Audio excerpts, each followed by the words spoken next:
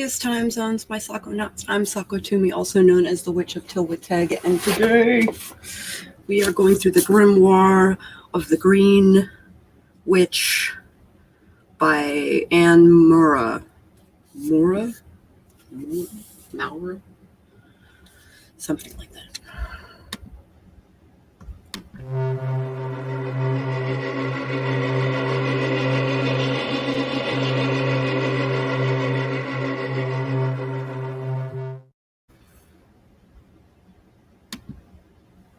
Hold on, I just got message on a clean up the text and make the rockers a little smaller. Okay. I'm gonna get this right, god damn it. Alright, I would like to say hello to Spence. Hello, Spence. Hello, Katerina. Hello, Amelia. I'm so glad you guys could make it. It really touches me. Really touches my heart.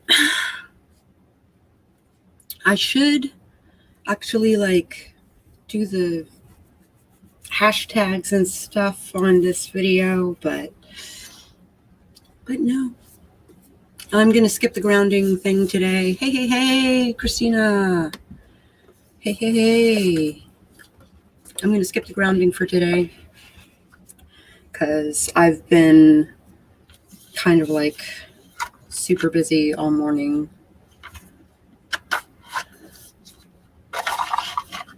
So I'm going to do the self-care card for today. And maybe a rune. I don't know. Did you catch that? Doll has picked up throwing runes. That's really cool.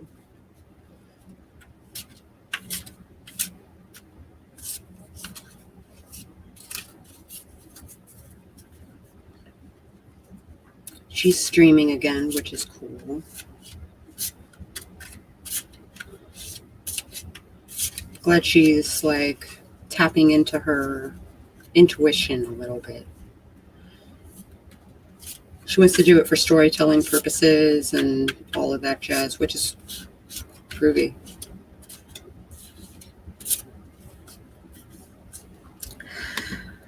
Been cleaning and listening to a playlist of jazz and mbop by Hanson on repeat. Oh my gosh.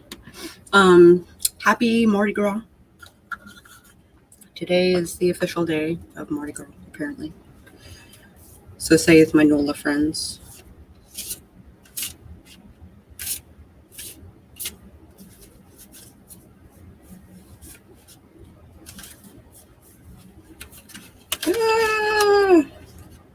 All right. Ooh, the Hierophant. Tradition.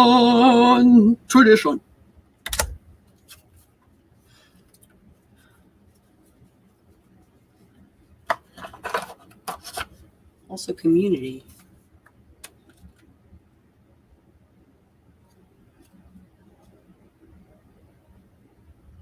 Priestess. Hermit. It's only the 5th card. Come on. There we go. You find one wish, one rose. It's a secret no one knows. Oh, okay.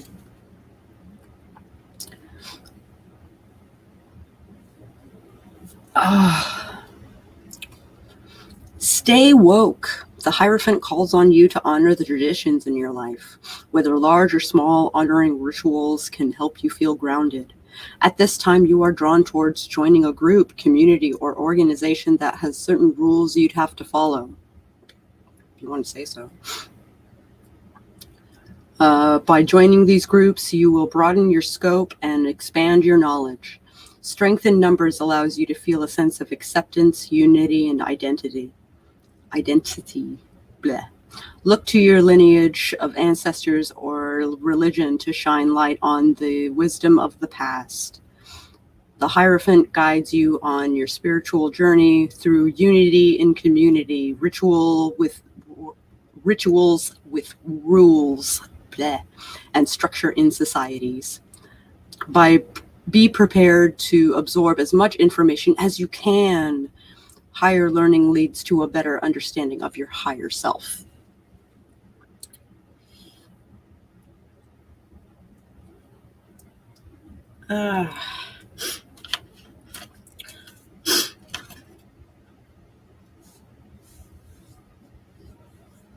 Well, I can justify my 2 snacks of Doritos. Okay, well, I got candy here. The question is, what kind of candy do I want? I want some Sour Patch Kids. I want some Sour Patch Kids. But we're going to break open this book. We're going to talk about creeds and the like.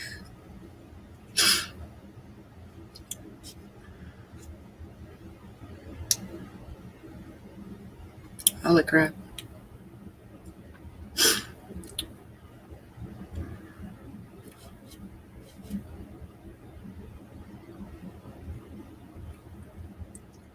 Holy crap. So I don't know if I want to read her creed because it is long-winded, but I got that indulgence thing on lock.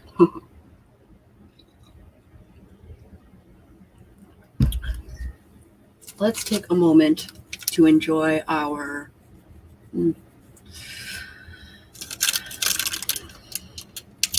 oh no. Oh no. Oh no.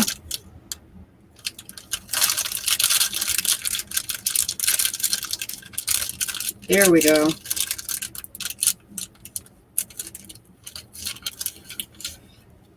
Sour Patch Kid.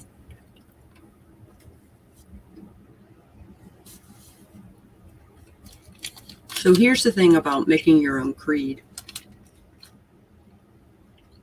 is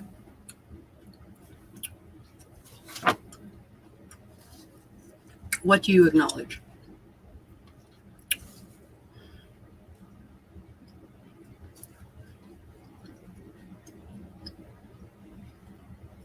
So she, and usually each witch makes their own creed.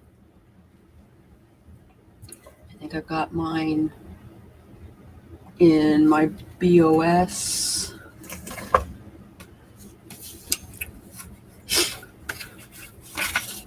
Witch's creed. My creed is actually quite short. It only has 5 points. And they're kind of like guidelines by which you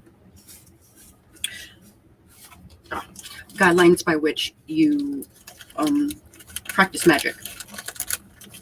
For instance, don't weaponize karma, which means he's going to get what he's going to get. I don't wish harm on people.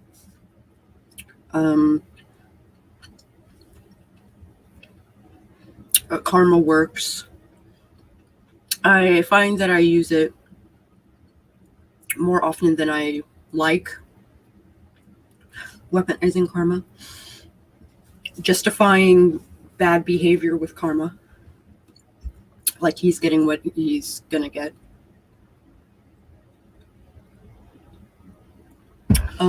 Help those in need and don't charge them for it.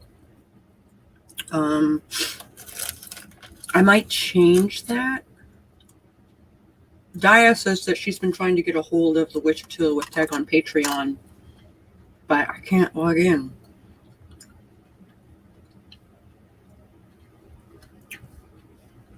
Because if I log in with my Witch of Tylwyth Teg email, it is not filled out. It is completely empty. So that's great. Number 3, don't take sides. Listen to all sides of the story.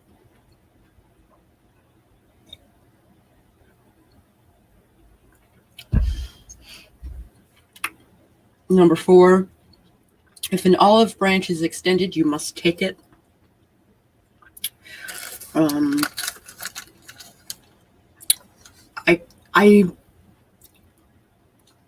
I can really hold a grudge, right? But if someone who, I don't want to say that they've wronged me per se, but if we've had like a disagreement or we had a falling out of some kind, and they come back and they're like, for instance, like an ex-boyfriend who like ghosted me. He came back 3 years later. Karma got him. He got a taste of his own medicine. And I'm not going to go into specifics on what went down there. But he extended an olive branch. He's like, hey, can we still be friends? And I had to say yes. Like, that's my thing. Number 5. No mind control spells on others, like love or death magics. Not cool.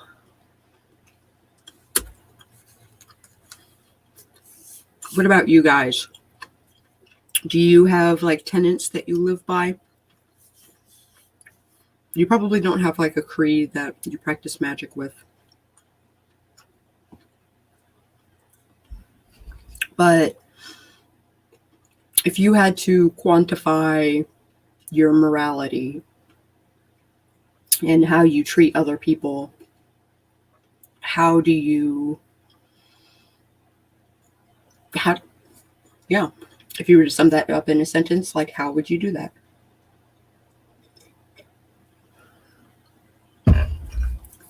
This lady was like, I acknowledge the unity of the divine, symbolized by the divine androgyne, aspected as female and male, goddess and god, form and energy, lunar and solar powers, honored during the wheel of the year as esbats, sabbats, and sacred days. And that's the shortest of them. I acknowledge the immanence of the divine, whose spirit resides in all things and worlds, creating a unity of all in oneness and kinship through the goddess and god, which is a very Wiccan thing to say. They are really hung up on the whole goddess and god thing. And the goddess is technically the Dark Mother, except they only celebrate her in the winter months, which is weird. They kind of like sugarcoat their stuff.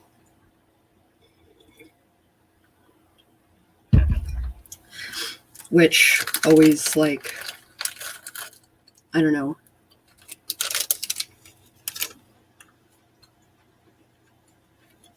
Kind of got me a little bit.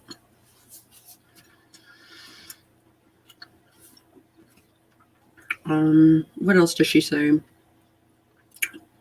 I acknowledge that the elements, earth, air, fire, and water are extensions of the goddess and the god, both external and indwelling, kith and kin, connecting all through spirit.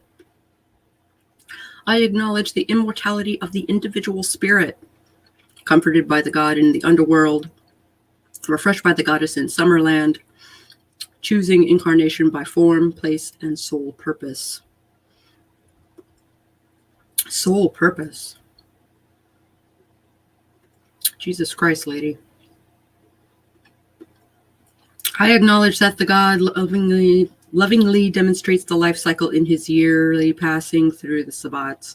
He is born as the oak king of the goddess, as mother at Yule.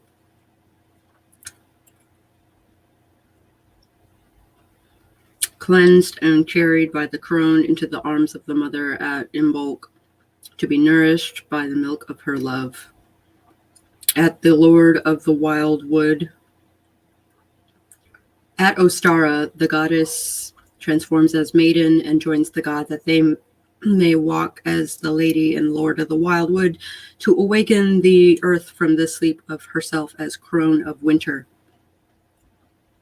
The god and goddess unite at Beltane to bring renewal to the earth, and their Letha wedding, the god shows his face of wisdom and age, turning from Oak King to Holly King as he begets himself of the goddess.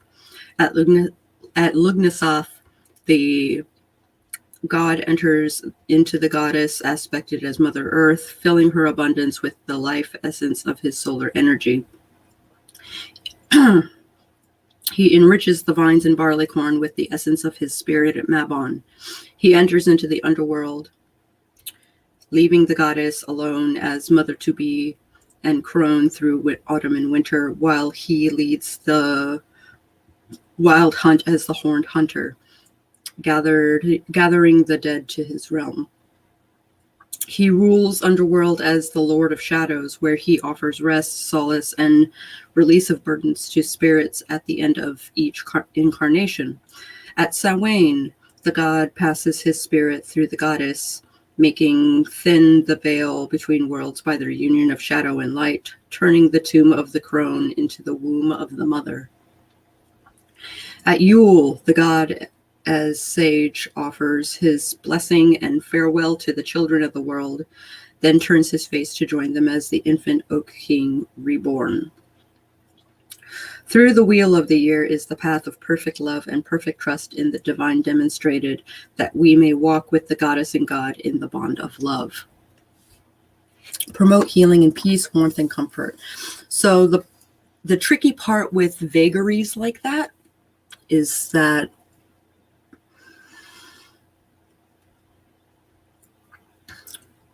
what is peace to one person is not peace to another. What is comfort to one is not necessarily comfort to another.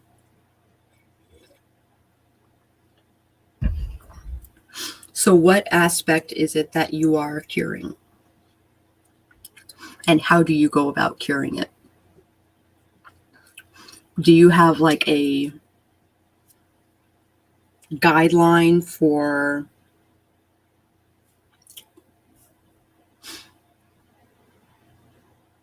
how do I put this? Hi, Heather. I acknowledge the three great mysteries, the ancient god is father and son, the maiden goddess is mother and crone, and the union of tomb and womb for the eternal cycle of life immortal. So that is her long-winded creed. My little 5 things, and then she's got like this slight breakdown of all the holidays as far as how Wiccans look at it. Hello, darling. Yeah, we have gone from self-care to the sacred tradition of green witchcraft.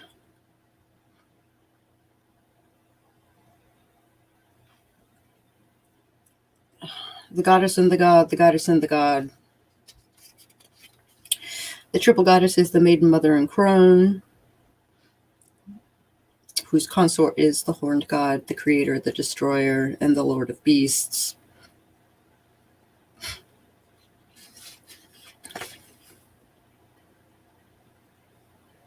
All nature has positive and negative aspects, and to be reborn, one must first die.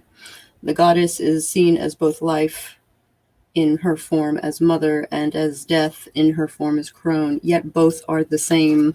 Death is a natural passage to new life and is not feared or labeled as evil. With nature, there are both pleasant aspects and harsh aspects, but this is all part of the reality of the energy that flows in the earth, the universe, and the beings of the earth. Been here on mute while talking to Doll post streams. That's cool.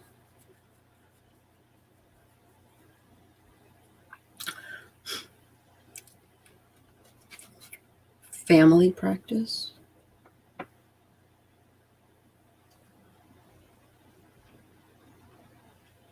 So, as much as she talks about the goddess and the god in the sacred tradition of green witchcraft, she also has like a whole section devoted to it.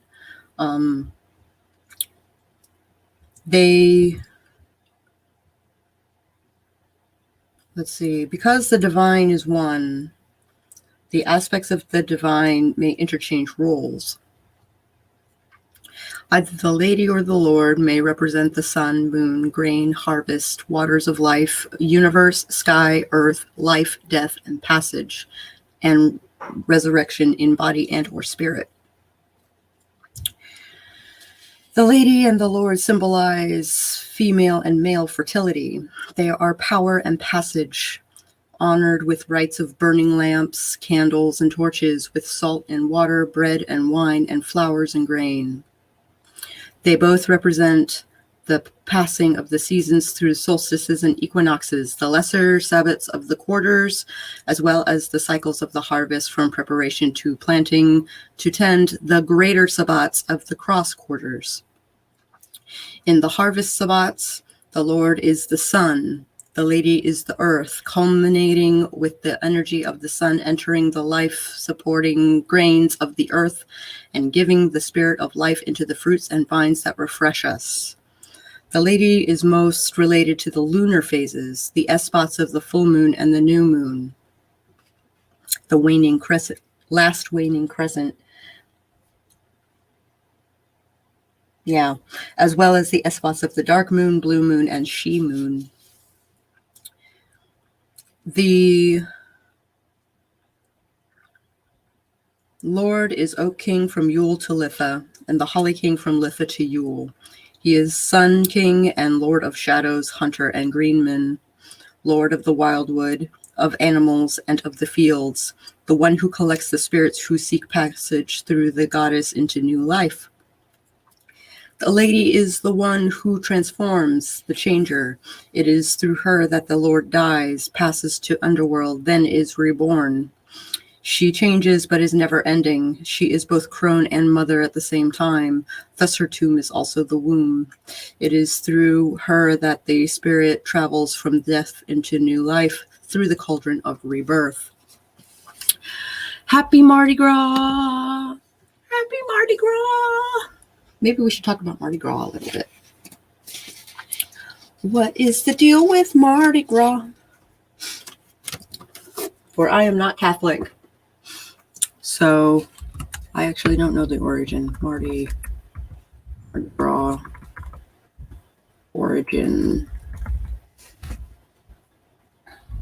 Mardi Gras is believed to have arrived in North America in March 3rd, 1699, when the French-Canadian explorer Pierre Le Moyne de Libreville camped about 60 miles downriver from the future site of New Orleans. Knowing it was Fat Tuesday back in France, Iberville named the spot Point du Mardi Gras and held a small gala.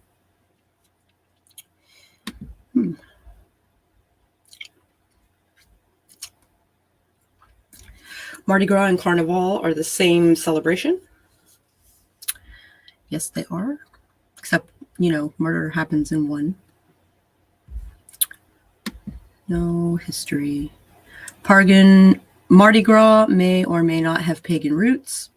The popular theory holds that Mardi Gras' origins lie in ancient pagan celebrations of spring and fertility, such as Saturnalia and Lupercalia. Some experts contend, however, that Mardi Gras types festivities popped up solely as a result of the Catholic Church's discouragement of sex and meat during Lent. Church reformers may have helped to propagate the pagan rumors, these experts say, in the hope of dissuading pre-Lenten hedonism. Yeah, that makes a lot of sense. New Orleans did not host the first North American Mardi Gras. A few years later, French soldiers and settlers feasted and wore masks as part of Mardi Gras festivities in the newly founded city of Mobile, present-day Alabama. To this day, Mobile claims to have the oldest annual Mardi Gras celebration in the United States. Mardi Gras in New Orleans survived early efforts in suppression.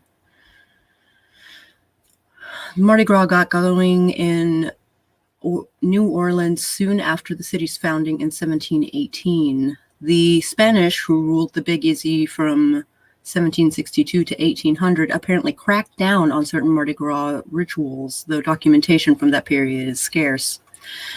U.S. authorities did much of the same after taking control in 1803, banning both masked balls and public disguises. Nonetheless, they eventually accepted the festival's existence. The first recorded Mardi Gras street parade in New Orleans took place in 1837, in which time the city had transformed from a small backwater into a major metropolis. 20 years later, 6 men organized a secret society called the Mistwick Crew of Comus.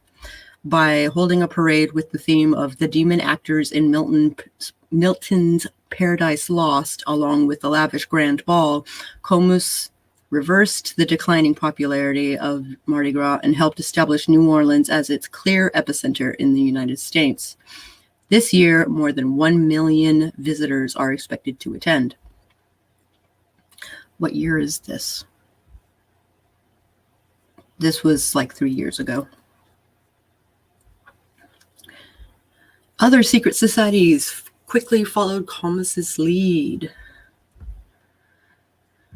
That's cool. Secret societies. I'm here for it.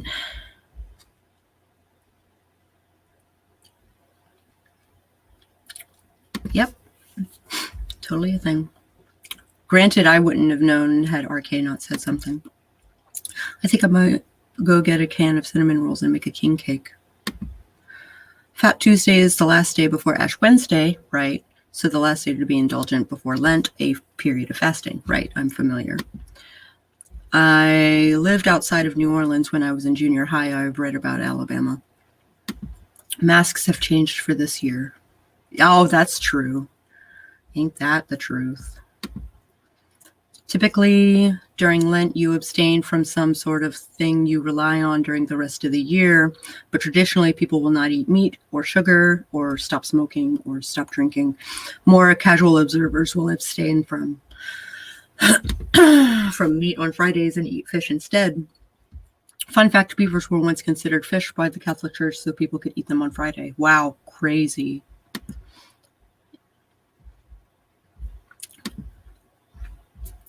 That is crazy. Secret societies. In 1872, the crew of Rex and the Knights of Momus began paying for parades and balls of their own.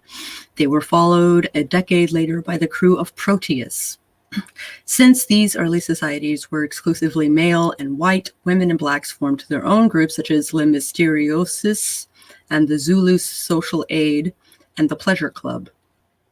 Dozens of crews of all types have proliferated since then, including the science fiction-themed intergalactic crew of Chewbacca, whose name is a hybrid of the Star Wars character and the Roman god of wine. Despite being less than 3 years old, this crew convinced Peter Mayhew, the actor who played Chewbacca in the movies, to ride in its parade last month atop a Millennium Falcon float and alongside a mascot called Bar 2D2. Some crews refuse to racially integrate. Racial exclusion has not been limited to the distant past.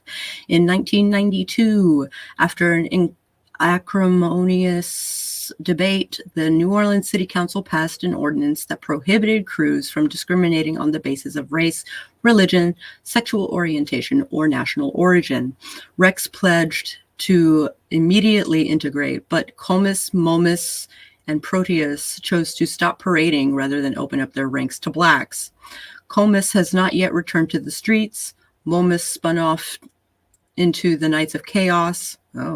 And Proteus came back in 2000 after signing the non-discrimination pledge. Mardi Gras occasionally gets canceled. Comus ushered in the modern era of Mardi Gras in 1857. The New Orleans festivals have been canceled about a dozen times. Most of those cancellations came during the Civil War, World War I and II, though revelers also stayed home during an 1870s yellow fever outbreak.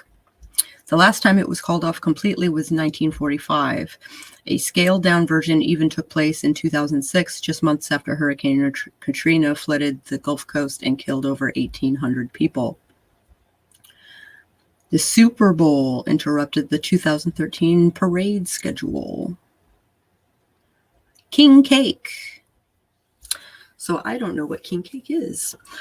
Available only during Mardi Gras season, king cake is typically made with brioche dough, braided and laced with cinnamon.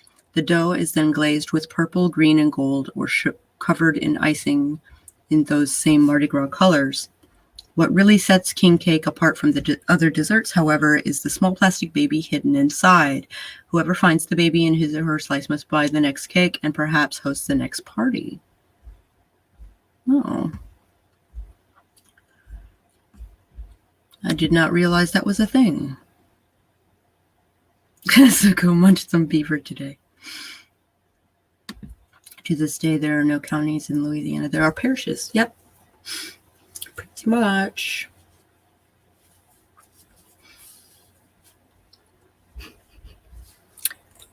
So that was the History Channel's blurb on Mardi Gras origin.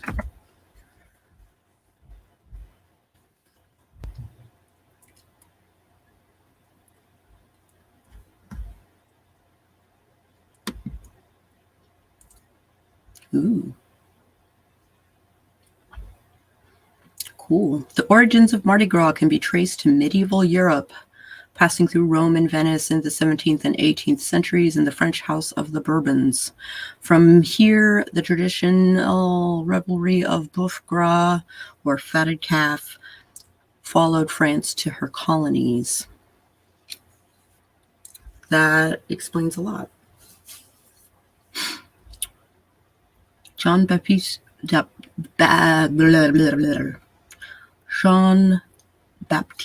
Lemoyne Sieur de Bienville. Bien or Bien? I don't know. Arrived at a plot of ground 60 miles south of New Orleans and named it Pointe du Mardi Gras when his men realized it was the eve of the festive holiday. Bienville also established Fort Louis de la Louisiane, which is now Mobile. In 1703, the tiny settlement of Fort Louis de Mobile celebrated America's very first Mardi Gras. New Orleans was established in 1718. Earliest reference to Mardi Gras Carnival appears to be in 1781 report to the Spanish colonial governing body. That year, the Perseverance, Benevolent, and Mutual Aid Association was the first of hundreds of clubs and carnival organizations formed in New Orleans. In the late 1830s, New Orleans held street processions of maskers with carriages and horseback riders to celebrate Mardi Gras. Dazzling gaslight torches, or flambeaux, lit the way for the cruise members and lent each event an exciting air of romance and festivity. In 1856, 6 young Mobile natives formed the Mystic Crew of Comus, invoking John Milton's hero to Comus to represent their organization. Comus brought the magic and mystery to New Orleans with dazzling floats, known as tableau cars, and masked balls. Crew members remained anonymous. Mardi Gras' second crew, the 12th Night Revelers, was formed. This is the first recorded amount of Mardi Gras' throne.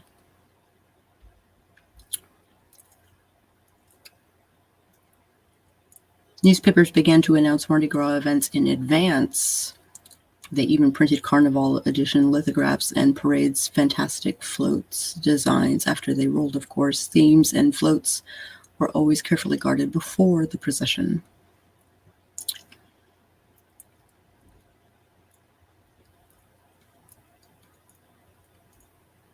Each of these designers' work brought to life by talented Parisian papier-mâché artist Georges Soulet, who for 40 years was responsible for creating all of the carnival's floats and processional outfits. Interesting.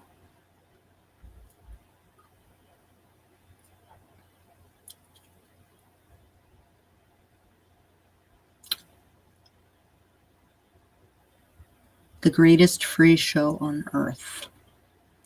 Learn the history of all-female crews. Learn more about Mardi Gras traditions.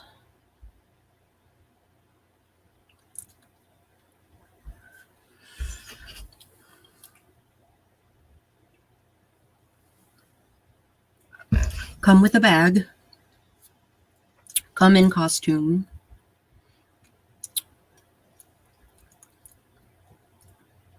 Click on the buttons below to find out the answers to some of the most frequently asked questions.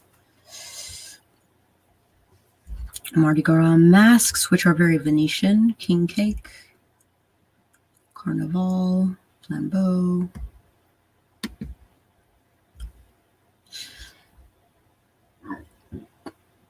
Flambeau. It's a Mardi Gras tradition that has become revered as an art form today, having blossomed well beyond the practical purpose it first served. After the past century and a half, city infrastructure has evolved, and Mardi Gras parades incorporate more high-tech LED lighting, but the flambeaux still evoke charm and nostalgia as they warm up the crowds for Mardi Gras parades in New Orleans even today.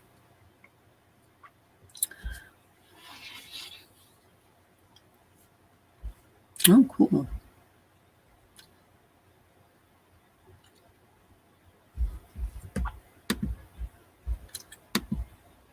Colored sugar, yeah.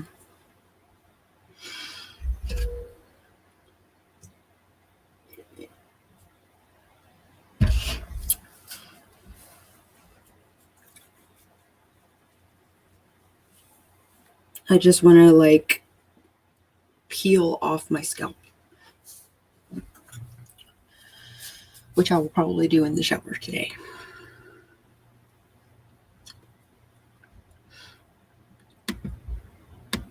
Cool. I figured it had Roman and Venetian origins, though they said it was Spanish, and technically is where the earliest celebration, which means probably has Catholic origins.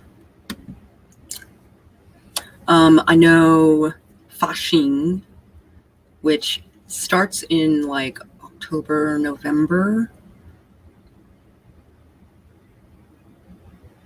Definitely October, because Oktoberfest is part of Fasching. So October through Fat Tuesday is Fasching, which is Fat Tuesday for Germans all the time. And they stock up for the winter. And then they all do Lent, which is interesting because I think of Lent as a Catholic thing. But is it also a Lutheran thing? Lent Lutherans? Why, absolutely. Refrain from eating meat or bloody foods on all Fridays in Lent, substituting fish, for example.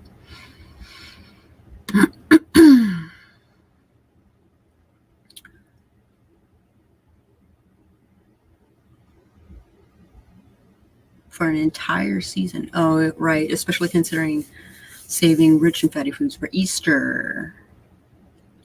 Consider not eating before receiving communion. Abstain from or limit a favorite activity like television, movies, etc. for the entire season and spend more time in prayer, Bible study, and reading devotional material. Don't give up something that you have to give up for your doctor or diet anyway. Make your fast a voluntary self-denial, i.e. discipline, that you offer to God in prayer. However, Martin Luther criticized the Roman Catholic Church of his era for creating new and stricter fasts over the preceding centuries. Not all Lutherans fast during Lent, and the churches which hold midweek services often hold dinners associated with the service, like the pancake dinner or the spaghetti dinner, I'm assuming. I know, like, it's a very... Hi, Bonnie. Lutherans aren't too far off from Catholics.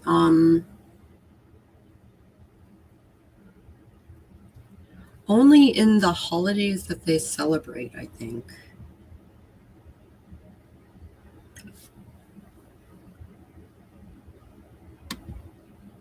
My mom grew up Lutheran, and then she had questions about the church, and I think she was still a kid when she started asking questions, and the church wouldn't answer them.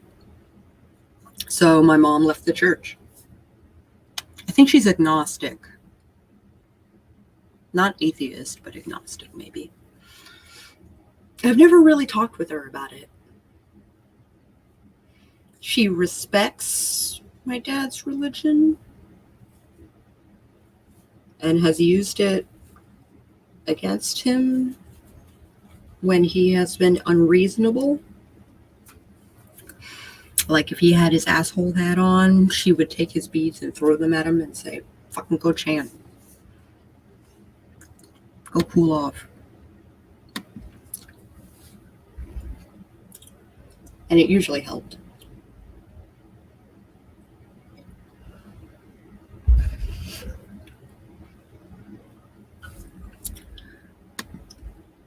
Historic Methodist homilies regarding the Sermon on the Mount stress the importance of the Lenten fast, which begins on Ash Wednesday.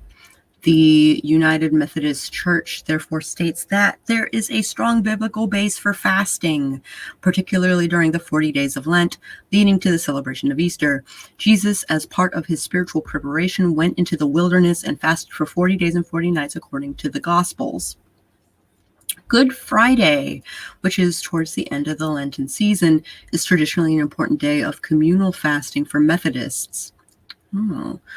Reverend Jackie King, the minister of New Faith Community United Methodist Church in Houston, explained the philosophy of fasting during Lent as, I'm not skipping a meal because in place of that meal, I'm actually dining with God.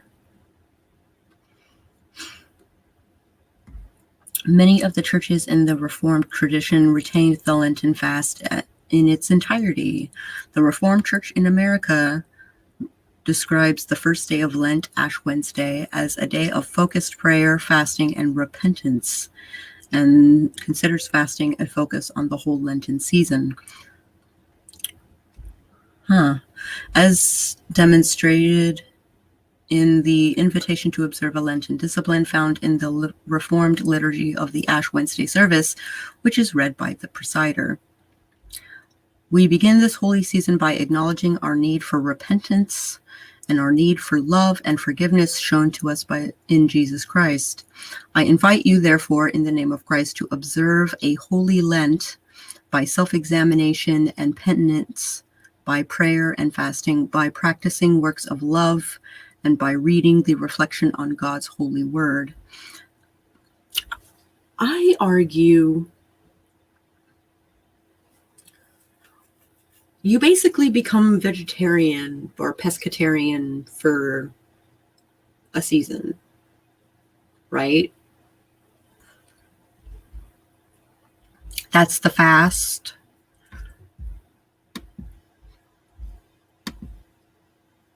It's an interesting combination that may or may not actually work together, but we all just let him do what he does. I don't see why you can't be Catholic and Buddhist. In fact, I would think him being a Buddhist would make him a better Catholic.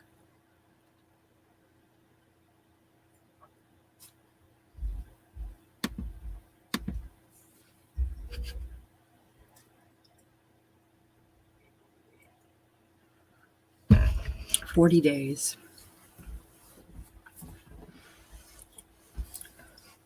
40 days of vegetarianism or pescatarianism, right?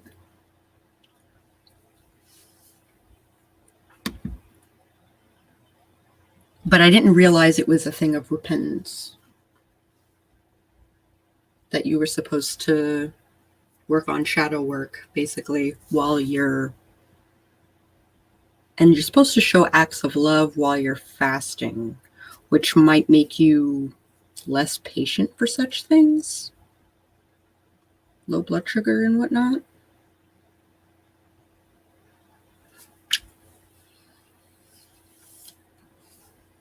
Buddhists don't have such a thing. At least I don't think so.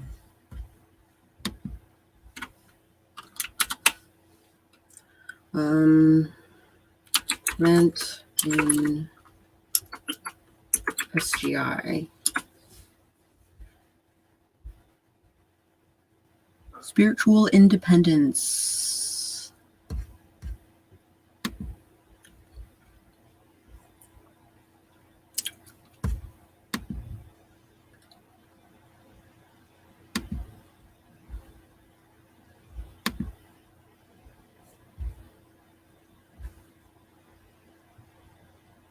Ooh.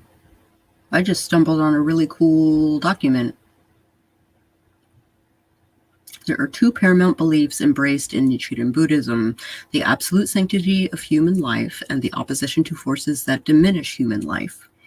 These beliefs are what inform the actions of the SGI in relation to the Nichiren Shoshu priesthood. To value one life over another is anathema to Nichiren's teachings. I fucking agree. So it's an homage to the 40 days Jesus spent in the desert before his crucifixion. At least that's what they taught me in Sunday school. Right on.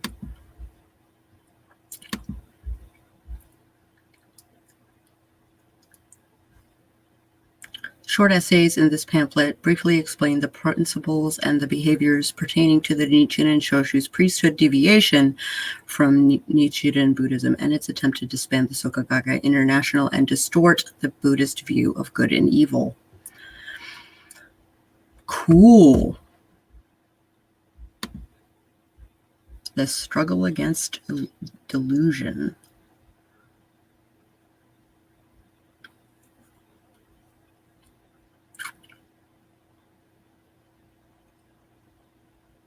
Nichiren Shoshu became wealthy through Soka Gakkai lay believers' donations.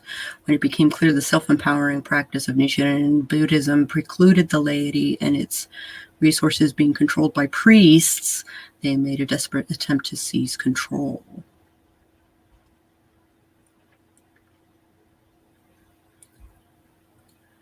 This is really cool. I need to share this with my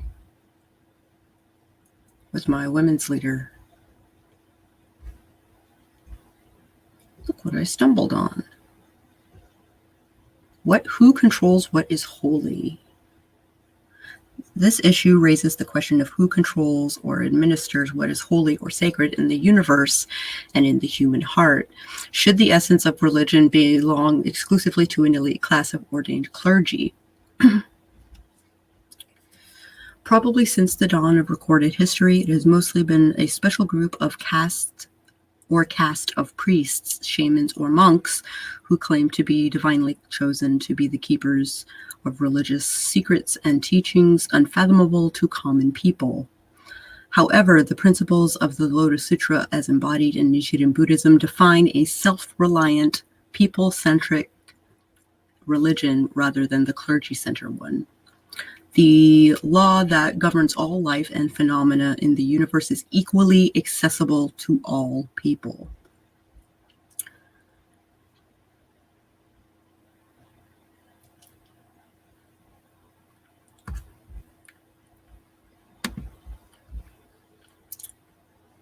Oh, hi, RK. We were just talking about Mardi Gras. The acts of love thing wasn't ever taught, really. I think that's more of a Methodist thing. When I did my first Lent, I was given a booklet that had 40 different activities to focus on, but that was also gearing up for my first communion. So it was a mix of here's a maze, and here's how rosary works, and what Father is saying during the Latin bits in Mass. Yeah. Happy Mardi Gras! Happy Mardi Gras!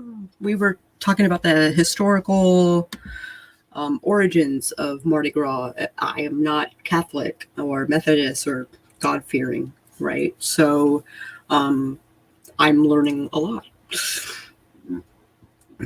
I would love to hear what you have to say about Mardi Gras, being a NOLA native. What do you know about, you celebrate Fat Tuesday, but do you observe Lent? Are you giving up something for Lent, or are you just like partaking in the festivities? Because I don't do Lent. I don't see the point.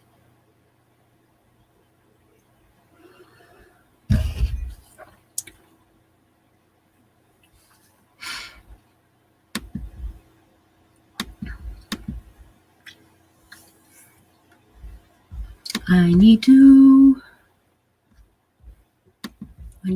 to bookmark this or something.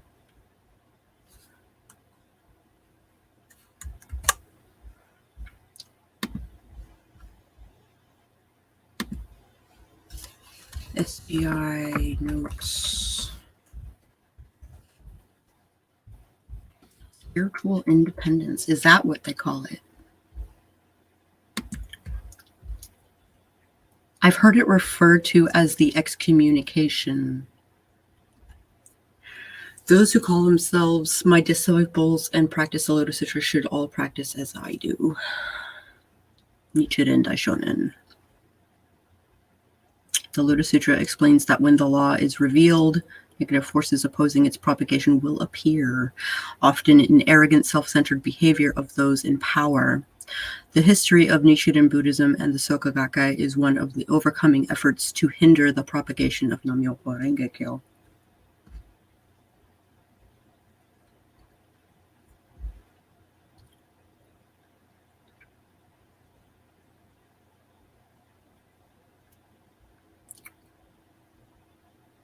I'm going to have to read this later. Hi, RK. One of these days, I'd like to compare like Juzu to Rosary and see like how. Wonder if there's like congruencies between the two.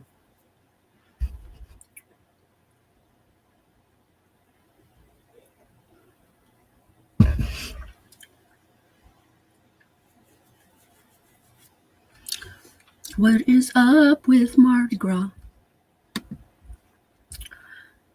The whole flambeau thing is kind of cool.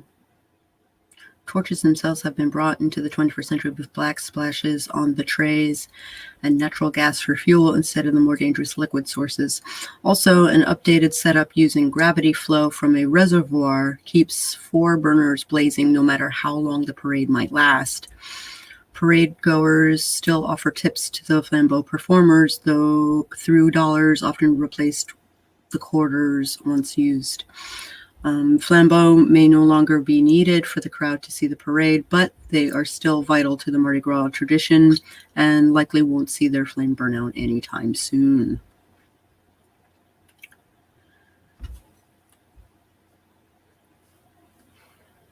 So people throw money at the torch people.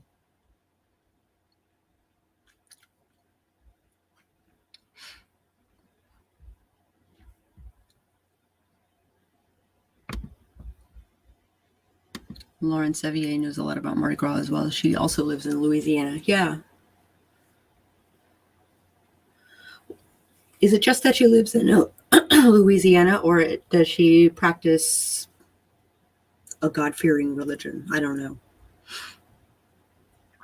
Does she observe Lent, is my question.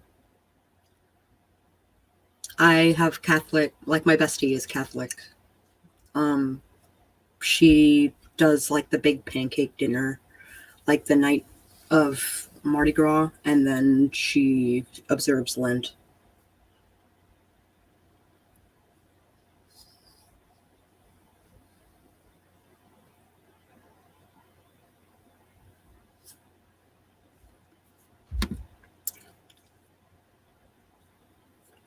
But I think I see her tomorrow. So I'll ask her, like, hey, are you observing Lent? Or do you just partake in the festivities of Mardi Gras?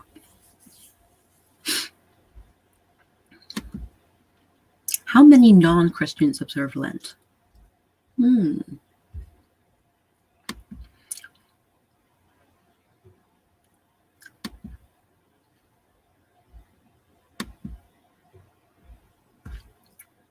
I guess I should be wrapping up my stream.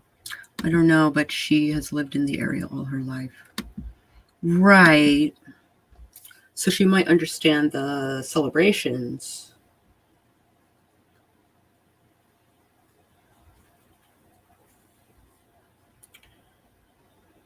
Oh, my neck.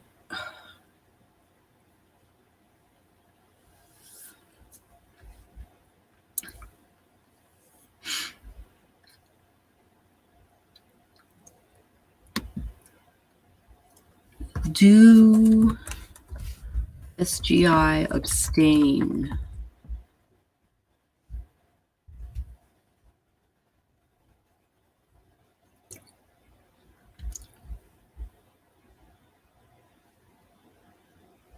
Abstain.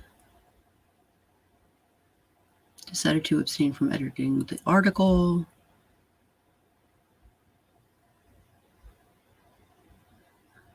Democracy, quality of democracy.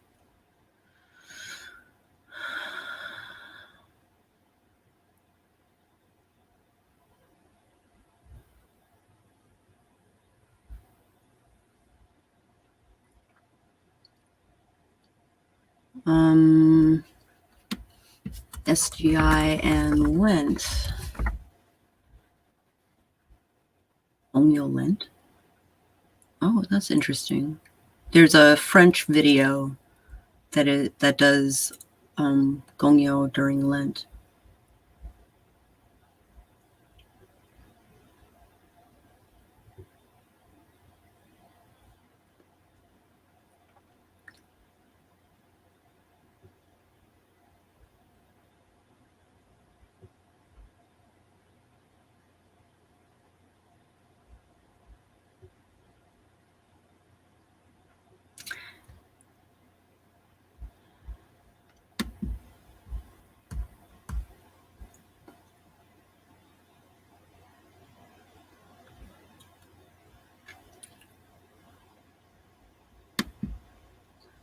Thoughts on how to live during Lent and beyond.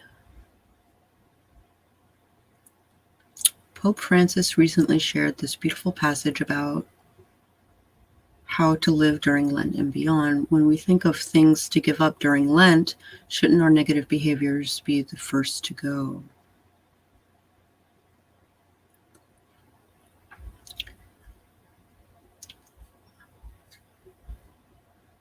Oh, it's a blog post that no one has commented on.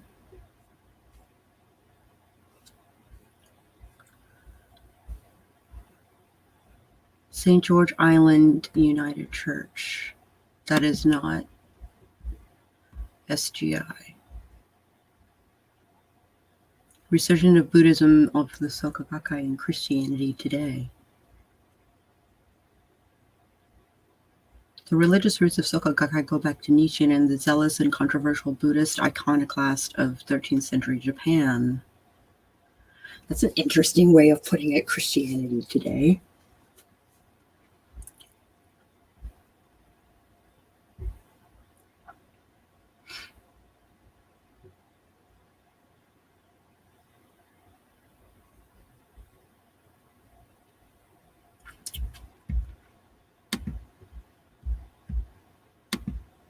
I only lived there in the area for a few years, just enough to learn a few things. Right on. All right, well, if you liked this video at any point, if you learned something about Mardi Gras or about making your own creed, I guess hit the like button. If you would like to see what's in the rest of this book and maybe even talk a little bit about Lent tomorrow and the idea of abstaining negative behavior for 40 days, be it for Jesus or be it for, just the sake of doing it. Detox, as it were, which I think is a lot of what Lent does for people, is it detoxes them from whatever negative behavior they're doing.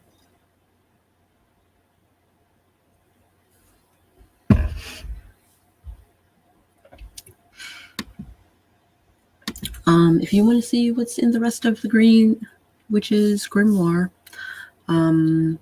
hit subscribe, and maybe we'll talk a little bit about abstaining and the god and the goddess, more stuff, weirdness, because Wicca. And I will catch you guys on the flip side.